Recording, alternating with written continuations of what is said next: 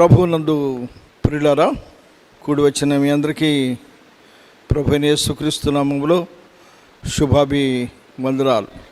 ఇప్పుడు యెషయా గ్రంథం 7వ అధ్యాయము 10వ వచనం నుండి కొన్ని వచనాలు చదువుకుందాం. యెహోవా ఇంకను ఆహాజునకు ఇలాగ సెలవిచ్చాను, నీ దేవుడైన యెహోవా వలన సూచనను అడుగుము. నీ దేవుడైన యెహోవాను ఒక సూచనను అడుగుము. అది పాతాళమంత లోతైనను సరే, ఊర్ధ్వలోకమంత ఎత్తైనను సరే. ఆహాజు నేను అడుగను, యెహోవాను శోధింపనని చెప్పగా అతడు ఒక సూచన కావాలి ఆహాజుకి. ఈ ఆహాజు ఎవరంటే యూదా దేశపు రాజు. మొదటి వచనంలో చూస్తే యూదా రాజు అయిన ఉజ్జియా మనవుడు యోతాము కుమారుడైన ఆహాజు దినములలో సిరియా రాజు అయిన రెజీను ఇశ్రాయేలు రాజును రెమల్యా కుమారుడైన పెక్కగును యుద్ధం చేయవాలని యెరూషలేము మీదకి వచ్చిరి గాని అది వారి వల్ల కాకపోయాను. అప్పుడేం చేశాడంటే వీడు ఇంకా కొంతమందిని తోడుకుని వచ్చాడు. అప్పుడు సిరియన్లు ఎఫ్రాయిములను తోడుకొని వచ్చిన దావీదు వంశస్థులకు తెలుపబడగా గాలికి అడవి చెట్లు కదిలినట్లు వారి హృదయములు వారి జనుల హృదయములు కదిలిపోయాయి. అయ్యి బాబోయ్, మా పక్కనున్న సోదరుడు ఇజ్రాయెల్ దేశం రాజు కూడా వచ్చాడు. రాజైన సొలొమోను తర్వాత ఇజ్రాయెల్ దేశం రెండుగా చిరిపోయింది. ఒకటి యూదా దేశము, రెండోది ఇజ్రాయెల్ దేశం. యూదయ రాజ్యానికి దావీదు యొక్క వారసులు ఏర్పాటు చేయబడ్డారు. ఇజ్రాయేల్ యొక్క రాజ్యానికి సొలొమోను దాసుడైన రెహబాము వాళ్ళ మీద తిరుగుబాటు చేసి 11 రాష్ట్రాలు ఒకటైపోయినాయి. కారణం దానికి ఏంటంటే సొలొమోను కొడుకు. సొలొమోను కాలంలో యుద్ధాలు ఏవి లేవు. దావీదు ఆ దినాల్లో ప్రపంచమంతా జయించాడు. అయితే ప్రజలు సొలొమోను కొడుకు రెహబాము రాగానే పెద్దలు పంపించారు, అయ్యా మీ నాన్నగారు మా చేత బరువైన పనులు చేయించాడు. అప్పుడు క్రేన్లు లేవు, బుల్డోజర్లు లేవు. పెద్ద పెద్ద రాళ్ళు పెట్టి ఆయన 1000 మంది భార్యలకి ప్యాలెస్లు కట్టించాడు, దేవాలయం కట్టించాడు, అలాగే యెరూషలేము కోట కట్టించాడు. ఆ బరువుల వల్ల మా భుజాలు కాయలు కాసేసాయి. కనుక నీ పరిపాలనలో ఆ బరువులు లేకుండా మాకు చులకన చేయంటే అతను ఏం చేశాడంటే ఒక 4 రోజులు పోయినాక రండి అన్నాడు. అతడు యెరూషలేము పెద్దలను పిలిపించి ఏం చేయమంటారని అడిగితే వాళ్ళు చెప్పింది వాస్తవమే, మీ తండ్రి కాలంలో విసిగిపోయారు జనాలు, కనుక నీ పరిపాలన వచ్చింది కనుక నువ్వు వారిని ఇబ్బంది పెట్టకూడదు, సుఖపెట్టాలి అని వారిని అడిగారు. అప్పుడు వీళ్ళు కాదు, వీళ్ళ సలహా బాగుండలేదని చెప్పేసి అని అతనితో పాటుగా గోలికాయలాడినోడిని, అష్టాచెమ్మాడినోడిని, అంటే కురకారిని, ఆ వయసులో ఉన్నవాడిని పిలిచాడనమాట. ఇలా అంటున్నారయ్యా ఏం చేద్దామంటే వాళ్ళు ఏమన్నారంటే, మా నాయన బొట్టన వేలు కంటే నా చిటికి నీళ్ళు లావుగా ఉంటుందని చెప్పు, మా నాయన కొద్ది పనులే చెప్పాడు మీకు, నేను ఇంకా విస్తారమైన పనులు భారాలు మీ మీద మోస్తానని చెప్పు అన్నారు.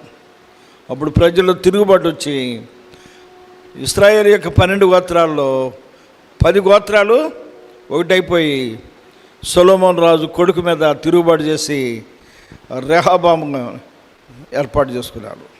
యూదయ రాజులు కొద్దిమందే, వారి మీదకి ఇంతమంది సైన్యం వచ్చేటప్పటికి గాలివానకి చెట్లు ఎట్లా ఊగుతాయి, దావీదు వంశస్థుల యొక్క హృదయాలు గాలికి అడవి చెట్లు కదిలినట్లుగా వారి హృదయములను వారి జనుల హృదయములను కదిలెను. అప్పుడు దేవుడు మాట్లాడుతున్నాడు రాజుగారితోటి. 4వ వచనం, భద్రము సుమి నిమ్మడించుము, పొగరాజుతున్న ఈ 2 కొరకంచు కొనలకు, అంటే నిప్పు, కొరకంచు కొనలు అంటే నిప్పు అంటించారు ఒక కొనకి. ఒకడు సిరియా రాజు, ఒకడు ఇశ్రాయేల్ రాజు. ఈ 2 కొరకంచు కొనలకు అనగా రెజీమును సిరియన్ను రెమల్యా కుమారులను వారి కోపాగ్నికి జడియకుము, నీ గుండె కీడు చేయాలని చెప్పేసి ఉన్నారు, కానీ నేనున్నాను, నువ్వు ధైర్యం తెచ్చుకో అని చెప్పారు దేవుని ప్రవక్తలు. అయితే కొంతమంది తాబేలు అనేవాడు కూడా ఉన్నాడు. 6వ వచనం, మరియు మనము యూదా దేశం మీదకి పోయి దాని జనులను భయపెట్టి భయపెట్టి దాని ప్రాకారములను పడగొట్టి తాబేయేలను వాని కుమారుణ్ణి దానికి రాజుగా నియమించదము రండని తాబేలు అనే వాని కుమారుణ్ణి రాజుగా నియమించదం రండి అని చెప్పుకోండి. అయితే ప్రభువైన యెహోవా ఇలాగు అంటే సెలవిచ్చును. యూదా దేశంలోనే ఒక నాయకుడు ఉన్నాడు, వాడు కొడుకని అనమాట. ఆ రోజు నుండి ఈ రోజు వరకు యూదా ఇస్కరియోతు లాంటి వాళ్ళు, సన్బల్లతు టోబియా లాంటి వాళ్ళు ఉన్నారు, సంఘాల్లో ఉన్నారు, కుటుంబాల్లో కూడా ఉన్నారు. అందుకని దేవుడు సెలవిస్తున్నాడు, నువ్వు భయపడవద్దు. 7వ వచనం, అయితే ప్రభువైన యెహోవా ఇలా సెలవిస్తున్నాడు, ఆ మాట నిలువదు, వాళ్ళు అనుకునే మాట నిలవదబ్బాయి, జరగదు. దమస్కు సిరియాకు రాజధాని, దమస్కునకు రెజీను రాజులు 60 సంవత్సరములు కాకమునుపు ఎఫ్రాయిము జనము కాకుండా నాశనమగును. షోమ్రోను ఎఫ్రాయిములకు రాజధాని, షోమ్రోనునకు రెమల్యా కుమారుడు రాజు. మీరు నమ్మకుండిన ఎడల స్థిరపడకయుందురు. అది మీరు నమ్మండాయా, వాళ్ళు మిమ్మల్ని ఏం చేయరు, నేనున్నాను అంటున్నాడు దేవుడు. అప్పుడు ప్రవక్త అంటున్నాడు, ఒక సూచన అడుగు, ఇంత గొప్ప సైన్యాన్ని జయించడానికి మాకు సూచన కావాలి, అడగలంటున్నాడు రాజు. దేవుడు మనకు తోడు ఏంటి, ఇంతమంది రావటం ఏంటి? కొన్నిసార్లు మనం దేవుణ్ణి అడగం, దేవుని మీద మనం తిరుగుబాటు చేస్తాం, దేవుని మనము దూరం చేసుకుంటాం. అప్పుడు దేవుడు అంటున్నాడు 10వ వచనంలో, యెహోవా ఇంకను ఆహాజునకు ఇలాగ సెలవిచ్చాను, నీ దేవుడని యెహోవా వలన సూచనను అడుగుము, అది పాతాళమంత లోతైనా సరే, ఊర్ధ్వలోకమంత ఎత్తైనా సరే నేను ఇస్తానయ్యా, ఒక సూచన నాకు దయచేయి అన్నప్పుడు 12వ వచనం, ఆహాజ్ అంటున్నాడు, నేను అడగను, యెహోవాను శోధింపను. అప్పుడు ఇలాగ సెలవిచ్చాను, దావీదు వంశస్థులారా వినుడి, మనుషులను విసికించుట చాలదనుకొని నా దేవుని కూడా విసికింతురా. అది ఈ దినాల్లో మనుషులను విసికించేవాళ్ళు చాలామంది ఉన్నారు, దేవుణ్ణి కూడా విసికించేవాళ్ళు చాలామంది ఉన్నారు. సూచన కావాలి మీకు, ప్రభువుని గట్టిగా అడగాలి. ప్రభు అంటున్నాడు, నూతన సంవత్సరంలో సూచన అడుగు.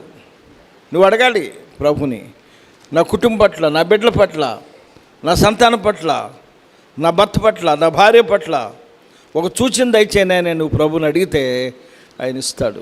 ఇవిడా కానీ ఆహాజ్ ఏమంటున్నాడంటే, నేను అడగను. దేవుడు ఎంత కండిషన్ పెట్టాడు, పాతాళమంత లోతైనా సరే, ఊర్ధ్వం అంటే ఆకాశం అంత ఎత్తైనా సరే, అడగవయ్యా, నీ కోరిక నేను తీరుస్తానన్నాడు దేవుడు. నేను అడగనంటే అప్పుడు ప్రవక్త అంటున్నాడు, కాబట్టి ప్రభువు తానే ఒక సూచన మీకు చూపించును, ఆలకించుడు, కన్యక గర్భవతి కుమారుని కని అతనికి ఇమ్మానుయేలను పేరు పెట్టును. ఆమేన్. ఎంత గొప్ప మాట అండి. కన్యక గర్భవతి అవడం ఏంటి? సృష్టిలో ఒక చెట్టు వికసించాలంటే పరపరాగా సంపర్కం చాలా అవసరం. తూనీగలు, సీతాకోక చిలుకలు, తేనెటీగలు ఒక చెట్టు మించి ఒక చెట్టు మీదకి వాలినందువల్ల పరపరాగ సంపర్కం జరుగుతుంది. ఒక చీమలు తప్పితే ఈగలు మొదలుకొని ప్రతిదీ కూడా ఆదికాండం 4వ అధ్యాయం 3వ వచనం చదివితే, ఆదాము తన భార్య అయిన హవ్వను కూడినప్పుడు ఆమె గర్భవతి అయి కయ్యను కని, యెహోవా దయ వల్ల నేను ఒక పురుషుని సంపాదించుకున్నానంటది. బిడ్డలు పుట్టాలంటే స్త్రీ పురుషుల యొక్క కలయిక కావాలి. కానీ ఇదే గొప్ప సూచన, కన్యక గర్భవతి అవుతుంది. కన్యక గర్భవతి అవుతుంది. చెడిపోయి కాదు, గాలి తిరుగులు కాదు, ఆమె పరిశుద్ధాత్మ వలన గర్భవతి అవుతుంది. దేవుని స్తోత్రం. ఆయనకి ఇమ్మానుయేల్ అని పేరు పెట్టుదురు. దేవుని బిడ్డలారా, దేవుడు తన మహాకృపను బట్టి ఆ వాగ్దానం కొరకు అనేక మంది కనిపెడుతుంట సమయంలో దేవుని యొక్క దూత, లూకాసు వార్త 1వ అధ్యాయం 29వ వచనం 28, ఆ దూత లోపలికి వచ్చి ఆమెను చూచి, దయాప్రాప్తురాలా నీకు శుభం. ఎవరిమే? ఈమె పెళ్ళైంది కాదు, కన్యక.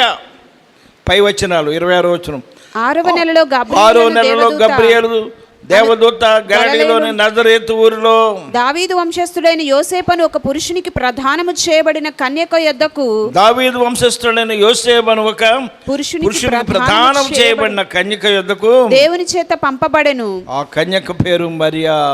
కన్యక పురుషుని ఎరుగనిది, she is the virgin Mary.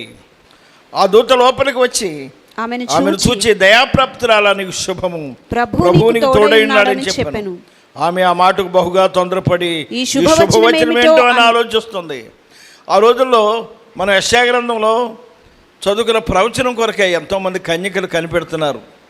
ఆ మెస్సయ్య మా కడుపును పుట్టాలి, ఆ ప్రభువారు మా కడుపును పుట్టాలి, ఆ ఇమానియేలు మా కడుపును పుట్టాలని ఉపవాసాలుండి ప్రార్థన చేస్తుంటే ఒక పేద సహోదరి అయిన మరియంకి దేవుని యొక్క దూత కనపడ్డది. ఆమె ఆలోచన చేసుకుంటుండగా మరియా పేరు పెట్టి పిలుస్తుంది, మరియా భయపడకము, దేవుని వల్ల కృప పొందుతావని, ఇదిగో నీవు గర్భము ధరించి కుమారుని కని ఆయనకు యేసు అని పేరు పెట్టుదువు. యేసు అనగా రక్షకుడు. ఆయన గొప్పవాడై సర్వోన్నతుని కుమారుడు అనబడను. ప్రభు అయిన దేవుడు ఆయన తండ్రి అయిన దావీదు సింహాసనము ఆయనకిచ్చును. ఆయన యాకోబు వంశస్థులను యుగయుగములు ఏలును. ఆయన రాజ్యం అంతములేనిదై ఉండునని ఆమెతో చెప్పెను. అందుకు మరి అంటుంది, నేను పురుషుని ఎరుగని దాననే ఇది ఎలాగూ జరుగునని దూతతో అనగా, ఆమె పరిశుద్ధాత్మ నీ మీదకి వచ్చును, సర్వోన్నతుని శక్తి కమ్ముకొనును గనుక పుట్టబోవు శిశువు పరిశుద్ధుడై దేవుని కుమారుడు అనబడును. ఆమేన్. దేవుని స్తోత్రం. అంత మాత్రమే కాదు, మీ పెద్దమ్మ గారి అమ్మాయి ఉంది ఎలిజబెత్, ఆమె బిడ్డలేరు, ఆమె కూడా అప్పుడు గర్భవతి, ఆమెకి ఇది 6వ నెల అని చెప్తుంది. వాళ్ళు ఎలాంటి వాళ్ళు? లూకాసు వార్త 1:5 యోదయ దేశపు రాజైన హేరోదు దినములలో అబియా తరగతిలో ఉన్న జకరియా అని ఒక యాజకుడు. యాజకుడు అంటే ఇప్పుడులాగా పాస్టర్స్ కాదు, మందిరంలో బలిపీఠాల మీద బలు అర్పించాలి. యాజకుడు ఉండెను. అతని భార్య అహరోను కుమార్తెలో ఆమె పేరు కూడా సేవకురాలే. అహరోను వంశస్థం అంతా కూడా సేవకులే. వీరిద్దరు ప్రభు యొక్క సకల విధములైన ఆజ్ఞల చొప్పున న్యాయ విధుల చొప్పునను నిరపరాధులుగా నడుచుకొనుచు దేవుని దృష్టికి నీతిమంతులైండిరి. ఎలిజబెత్ గొడ్రాలైనందున వారికి పిల్లలు లేకపోయిరి. వారిద్దరు బహుకాలం గడిచిన వృద్ధులైన. కొంతమందికి పిల్లలు లేకపోతే అందరికీ దేవుడు పిల్లల్ని ఇచ్చాడు మాకు ఇవ్వలేదని ఉస్తురు అంటుంటారు, దేవుని మీద అడుగుతూ ఉంటుంటారు. లేకపోతే ఉరుమురికి మంగళం మీద పడ్డట్టు భర్త మీద అడుగుతూ ఉంటుంటారు, ఏమయ్యా శాతకాని మొగుడా అందరికి పిల్లలు పడుతున్నారు, సూటికి మాటికి అంటూ ఉంటుంది, అందా అంటుంది. పాపం బాధపడిపోతుంటాడు. కానీ వీళ్ళిద్దరూ అలా బాధపడేవాళ్ళు కాదు. ప్రభు పిల్లల్ని ఇచ్చినా పర్వాలేదు, ఇవ్వకపోయినా పర్వాలేదు, వాళ్ళు దేవుని దృష్టికి నీతిమంతులైండి నిరపరాధులై ఉన్నారు. అంతే. దేవుని స్తోత్రం. ప్రభుని స్తుతిస్తూ ఉన్నారు. 8వ వచనం, జకరియా తన తరగతి క్రమం చొప్పున దేవుని యాజక ధర్మం జరిగిస్తుండగా, అంటే డ్యూటీ ఉంటుంది. ఆ రోజుల్లో ఇప్పుడులాగా ఇంటికి ఒకళ్ళు, కులానికి ఒకళ్ళు, వీధికి ఒకళ్ళు పాస్టర్లు ఉన్నట్టుగా లేరు జనాలు. ఒకే ఒక మందిరం, యెరూషలేము మందిరం. దాంట్లో యాజకులకు డ్యూటీలు ఉంటాయి. ఈయన తన ధర్మమును జరిగిస్తున్న సమయంలో యాజక మర్యాద చొప్పున ప్రభు ఆలయంలోనికి వెళ్ళి ధూపం వేయచుండగా అతనికి వంతు వచ్చెను. ధూప సమయమందు ప్రజలు సమూహం అంతా వెలుపల ప్రార్థన చేస్తుండగా ప్రభు దూత ధూపవేదిక కుడివైపున నిలిచి అతనికి కనబడగా జకరియా అతను చూసి తొందరపడి భయపడ్డాడు. అప్పుడు ఆ దూత అంటుంది, జకరియా భయపడకుము, నీ ప్రార్థన వినబడినది, నీ భార్య అయిన ఎలిజబెత్ నీకు కుమారుని కనును, అతనికి యోహాను అని పేరు పెట్టుదువు. ఇక్కడేమో యేసు అని పేరు పెడుతున్నాడు. బహుకాలం కలిసిన వృద్ధులైనప్పటికీ వాడు ప్రార్థనలు మానలా. ప్రభు నిశ్చిత్తమైతే మాకు ఒక బిడ్డని దయచేయి. మా పితరుడైన అబ్రహాముకి వృద్ధాప్యంలో శారమ్మ కొడుకుని కందయ్యా అని భార్యాభర్తలతో ప్రార్థన చేసుకుంటూనే ఉన్నారంట. నీవు కూడా నేను కూడా మన కార్యములు నెరవేరే వరకు ఏం చేయాలండి? ప్రార్థన చేయాలి. కొన్నిసార్లు నిరాశ నిస్పృహలు ఉన్న మనకి ప్రార్థన అవసరం. బహుకాలం గడిచిన వృద్ధులైనప్పటికీ వారు ప్రార్థన మానలేదు. ప్రభుదూత అంటుంది, నీ ప్రార్థనలు వినపడ్డాయి. 12వ వచనం, లూకాసు వార్త 1:12. జకరియా అతను చూసి తొందరపడి భయపడిన వాడాయను. అప్పుడు ఆ దూత అతనితో, జకరియా భయపడకము, నీ ప్రార్థన వినబడినది, నీ భార్య అయిన ఎలిజబెత్ నీకు కుమారుని కనును, అతను యోహాను అని పేరు పెట్టుదువు. అతడు ప్రభు దృష్టికి గొప్పవాడే, ద్రాక్షారసమునైనను మద్యమునైనను త్రాగక తన తల్లి గర్భమున పుట్టినది మొదలుకొని పరిశుద్ధాత్మతో నిండుకొనిన వాడై ఇశ్రాయేలీలలో అనేకులను ప్రభు అయిన వారి దేవుని వైపునకు తిప్పును. మరియు అతడు తండ్రుల హృదయములను పిల్లల తట్టును, అవిధేయులను నీతిమంతుల జ్ఞానమును అనుసరించుటకును త్రిప్పి ప్రభు కొరకు ఆయత్తపడి ఉన్న ప్రజలను సిద్ధపరచుటకై ఏలియా యొక్క ఆత్మయు శక్తియు గలవాడై ఆయనకు ముందుగా వెళ్ళును కనుక నీకు సంతోషమును మహా ఆనందమును కలుగును. పిల్లోడు పుట్టినప్పుడు సంతోషం ఉండదా? నీకు సంతోషం మహానందం కలుగుతుంది అబ్బాయి అని ఒక మాట అన్నాడు. అతడు పుట్టినందువలన అనేకులు సంతోషింతురనెను. అందరూ చెప్పండి, అతడు పుట్టినందువల్ల అనేకులు సంతోషించెదరు. దేవుని స్తోత్రం. Praise the Lord. యోహాను గురించి ఎట్లా వ్రాయబడ్డది? మన తల్లిదండ్రులు కన్నారు, మరి మనం పుట్టినందువల్ల కనీసం అనేకులకు కాకపోయినా మన తల్లిదండ్రులకు సంతోషం ఉందా?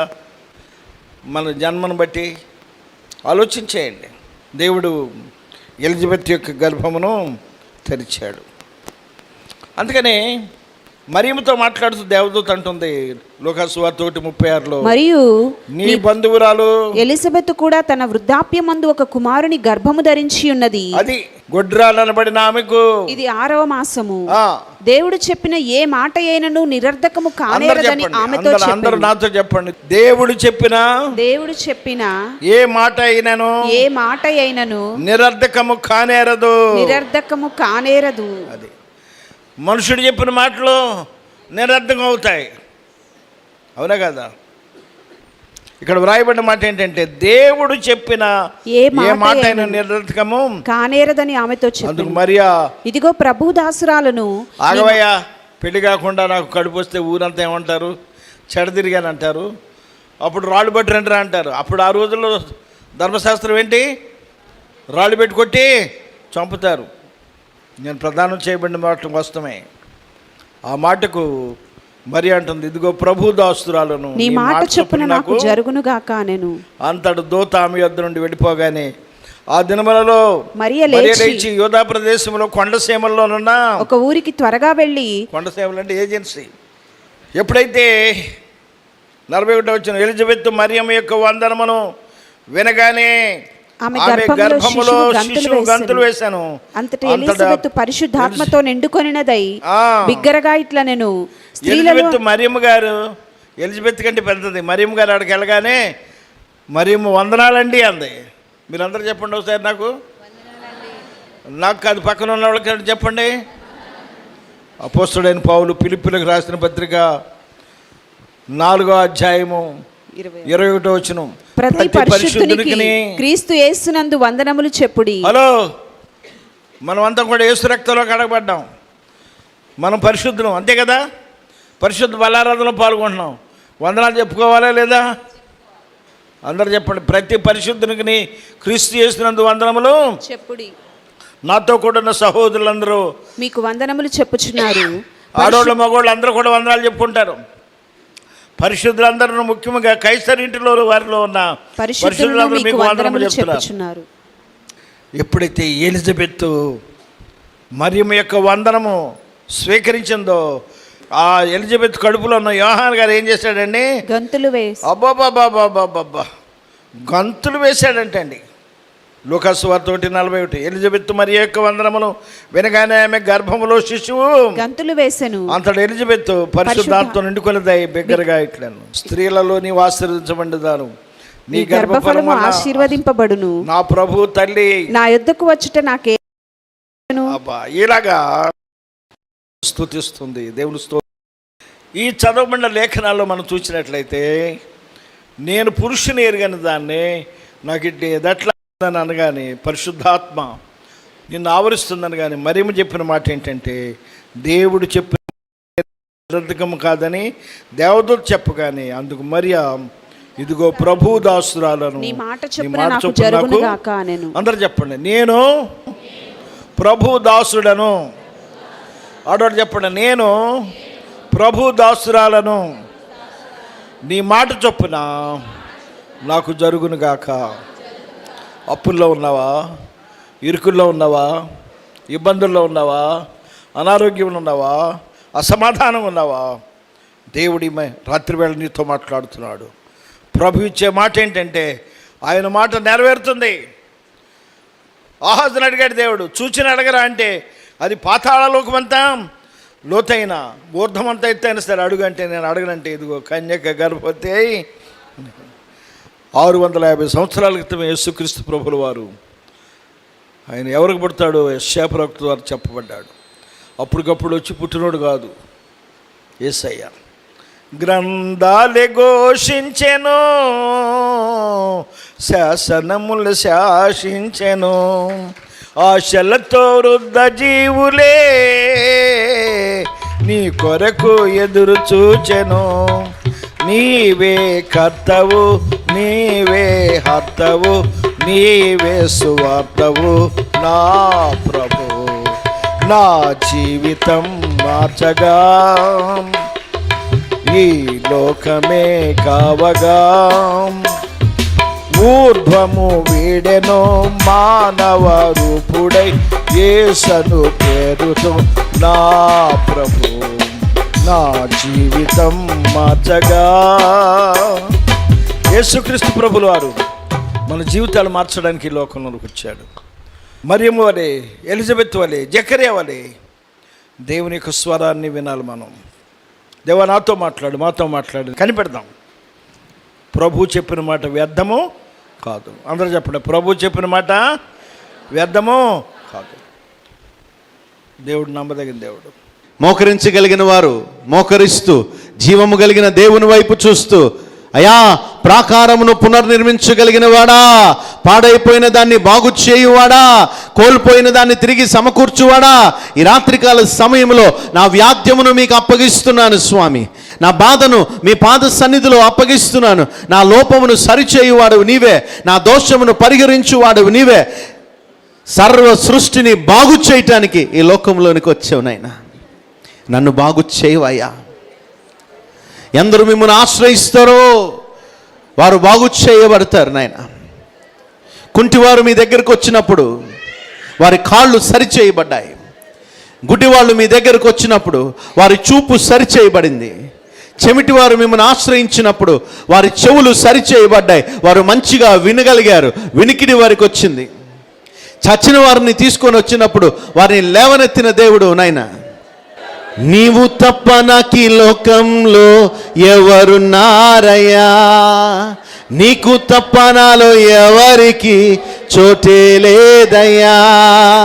నీవు తప్ప నాకీ లోకంలో ఎవరున్నారయ్యా, నీకు తప్ప నాలో ఎవరికి చోటే లేదయ్యా. దావీదు కుమారుడా నన్ను దాటిపోకయ్యా, నజరేతు వాడా నన్ను విడచిపోకయ్యా. దావీదు కుమారుడా నన్ను దాటిపోకయ్యా, నజరేతు వాడా నన్ను విడచిపోకయ్యా. నీవు తప్ప నాకీ లోకంలో ఎవరున్నారయ్యా, నీకు తప్ప నాలో ఎవరికి చోటే లేదయ్యా. దావీదు కుమారుడా నన్ను దాటిపోకయ్యా, నజరేతు వాడా నన్ను విడచిపోకయ్యా. దావీదు కుమారుడా నన్ను దాటిపోకయ్యా, నజరేతు వాడా నన్ను విడచిపోకయ్యా. గుడ్డివాడినయ్యా నా కన్నులు తెరువవా, మూగవాడినయ్యా నా స్వరము నీయవా. గుడ్డివాడినయ్యా నా కన్నులు తెరువవా, మూగవాడినయ్యా నా స్వరము నీయవా. కుంటివాడినయ్యా నా తోడు నడువవా, కుంటివాడినయ్యా నా తోడు నడువవా. దావీదు కుమారుడా నన్ను దాటిపోకయ్యా, నజరేతు వాడా నన్ను విడచిపోకయ్యా. దావీదు కుమారుడా నన్ను దాటిపోకయ్యా, నజరేతు వాడా నన్ను విడచిపోకయ్యా, నీవు తప్ప నాకు లోకంలో ఎవరున్నారయ్యా, నీకు తప్ప నాలో ఎవరికి చోటే లేదయ్యా, నీవు తప్ప నాకు లోకంలో ఎవరున్నారయ్యా, నీకు తప్ప నాలో ఎవరికి చోటే లేదయ్యా. దావీదు కుమారుడా నన్ను దాటిపోకయ్యా, నజరేతు వాడా నన్ను విడచిపోకయ్యా. అందరూ అడుగుదాం, దావీదు కుమారుడా నన్ను దాటిపోకయ్యా, నజరేతు వాడా నన్ను విడచిపోకయ్యా, దావీదు కుమారుడా నన్ను దాటిపోకయ్యా, నజరేతు వాడా నన్ను విడచిపోకయ్యా, దావీదు కుమారుడా నన్ను దాటిపోకయ్యా, నజరేతు వాడా నన్ను విడచిపోకయ్యా, దావీదు కుమారుడా నన్ను దాటిపోకయ్యా, నజరేతు వాడా నన్ను విడచిపోకయ్యా, దావీదు కుమారుడా నన్ను దాటిపోకయ్యా, నజరేతు వాడా నన్ను విడచిపోకయ్యా, దావీదు కుమారుడా నన్ను దాటిపోకయ్యా, నజరేతు వాడా నన్ను విడచిపోకయ్యా, దావీదు కుమారుడా నన్ను దాటిపోకయ్యా, నజరేతు వాడా నన్ను విడచిపోకయ్యా, నీవు తప్ప నాకు లోకంలో ఎవరున్నారయ్యా, నీకు తప్ప నాలో ఎవరికి చోటే లేదయ్యా.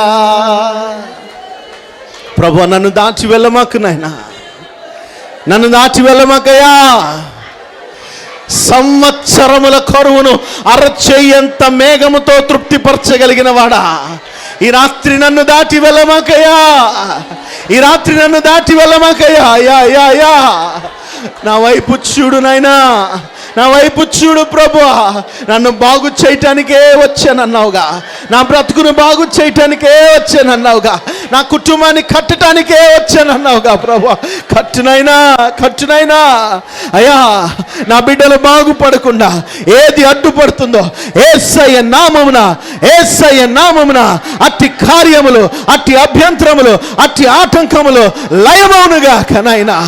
ఏదైతే నా బ్రతుకు మార్పు చెందకుండా అడ్డుపడుతుందో నైనా, అట్టి కార్యములు, అట్టి అడ్డుగోడలు, ఎరికో గోడలు యేసు నామమున కూల్చబడునుగా. ప్రభువా, ఈ రాత్రి కాల సమయంలో ఒక్క పర్యాయము నన్ను జ్ఞాపకము చేసుకోయా, నన్ను జ్ఞాపకము చేసుకోయా, నన్ను జ్ఞాపకము చేసుకోయా. నా ఇంటిలోనికి రక్షణ రావాలి, నా ఇంటిలోనికి రక్షణ రావాలి, నా బ్రతుకు బాగుపడాలి, నా వ్యాపారము బాగుపడాలి, నా కుటుంబము కట్టబడాలి, నేను ఆత్మీయ స్థితిలో ఎదగాలి. దినదినము దినదినము దినదినము సర్వోన్నతుడైన దేవుని బలము పొందుకోవాలి లేవా. అట్టి కృప, అట్టి కృప, అట్టి కృప నాకు దయచేయమని సమస్తమును మీ చేతులకు అప్పగిస్తుండగా తండ్రి, మీరే కృప చూపించి కార్యము జరిగించమని, మీరే కృప చూపించి కార్యము జరిగించమని, మీరే కృప చూపించి కార్యము జరిగించమని యేసయ్య పరిశుద్ధ నామమున ప్రార్థించి పొందుకొని ఉన్నాను మా పరమ తండ్రి. ఆమేన్. మన తండ్రి అయిన దేవుని ప్రేమయు, కుమారుడైన యేసుక్రీస్తు కృపయు, పరిశుద్ధాత్మను త్రియేకుని కృపా సమాధానం కూడి వచ్చిన బిడ్డలందరికీ తోడేండి కృప చూపించి తన మహాకృప చేత కాపాడునుగాక. ఆమేన్. ఆమేన్.